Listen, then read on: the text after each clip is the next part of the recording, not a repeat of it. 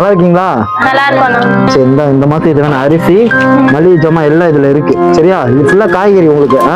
எல்லா காய்கறி இருக்கு, இதுல மளிகை ஜாமான்லாம் இருக்கு. அது ஸ்நாக்ஸ் தனியா இருக்கு. சரியா? இதெல்லாம் நல்லா சாப்பிடுங்க. வீடு எப்படி ஓகேவா? செட் ஆயிடுச்சா? செட் ஆயிடுச்சு. பக்கத்துல எல்லாம் நல்லா பேசுறாங்கல்ல? பிடிச்சிருக்கலாம் உங்களுக்கு?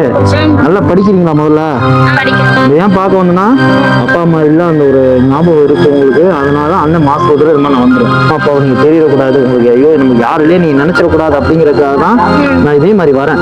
கண்டிப்பா நான் உங்களுக்கு வாரத்துக்கு 2 வாரத்துக்கு ஒரு தடவை இல்லை மாசத்துக்கு ஒரு தடவை கண்டிப்பா வந்துடுறேன். இதே மாதிரி உங்களுக்கு என்ன வேணுமோ அது இடையில இது வேணாலும் எனக்கு போன்ல பேசிடுங்க.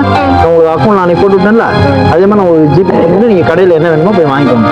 அதே மாதிரி ஸ்கூலுக்கு ஒழுங்கா போறீங்கல்ல, ஸ்கூலுக்கு என்ன தேவைனாலும் எனக்கு ஒரு ஃபோன் பண்ணிருக்கேன். ஆட்டோமேட்டிக்கா உங்களுக்கு வீடு தேடி வந்துடும். நீங்க அலையவே வேணாம். எதுக்கு உங்களுக்கு என்ன தேவையோ இதே மாதிரி நான் எல்லாமே கொண்டு வந்து கொடுத்துருவேன். நல்லா வாழ்ந்து காமிச்சு நல்லா படிச்சு காமிக்கணும். சரியா?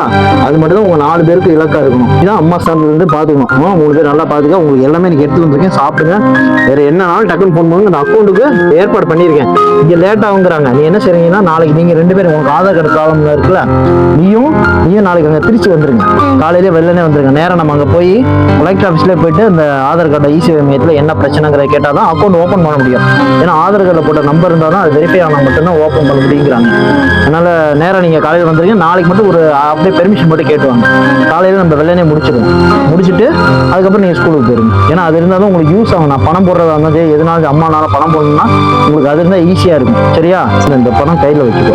நோட்ஸுக்கு அதான் நோட்ஸுக்கு எல்லாத்துக்கும் கேட்டதுக்கு இதுல இருக்கு. என்ன வேணுமோ வாங்கிக்கோ.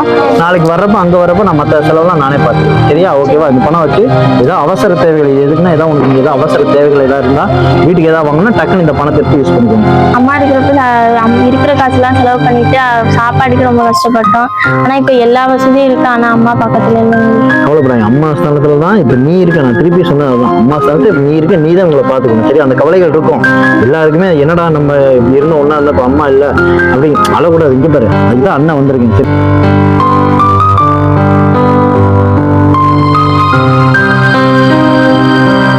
அம்மா என்ன சொல்லியிருக்கேன், 4 பேர் கூட தான் இருக்காங்க. இன்னைக்கு நீங்க இவ்வளவு தூரம் என் பிள்ளைங்களை பாத்துக்கணும் அவங்க சொன்னதான் இன்னைக்கு நான் வந்து செய்யறேன். என் பிள்ளைங்க சந்தோஷமா இருக்குன்னு அவங்க ஆசைப்பட்டது அவங்களால இருக்கிறப்ப செய்ய முடியல. இப்ப இறந்து செய்யறாங்க. அவ்வளவுதான். அழக்கூடாது. அண்ணத்தோட நீங்க சந்தோஷமா இருக்கீங்கல்ல, இந்த சந்தோஷம் என்னைக்கு இருக்கும் நீங்க அழவே கூடாது.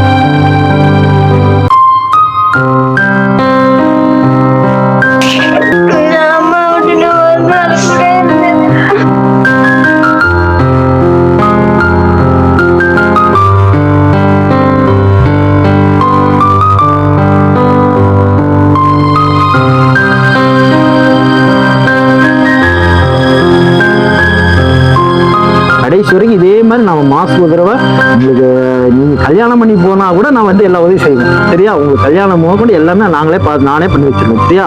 இதே சந்தோஷத்தோடு நல்லா சாப்பிடணும். வாங்க சாப்பிடுங்க. நீங்க அழுகுவீங்க தெரிஞ்சா நான் கேட்டுக்கவே மாட்டேன். வாங்க சாப்பிடுங்க. வாங்க எல்லாம்